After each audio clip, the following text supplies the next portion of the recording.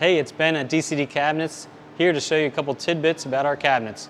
Today we're talking about exposed drawer slides and how to remove them from the cabinets. On our partial face frame overlay, we have the exposed drawer slides, 100-pound rating on our maple dovetail drawer box. And the best way to unhook these is to pull the drawer slide all the way out, then slide this locking device up on one side and down on the opposite, which unlocks the drawer slide and you can remove it from the cabinetry.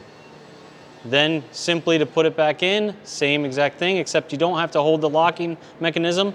It just simply goes into the drawer slide, aligning both sides, and you simply just slide it back into the cabinetry, nice and smooth, and it's all locked in, won't come out. Just that easy.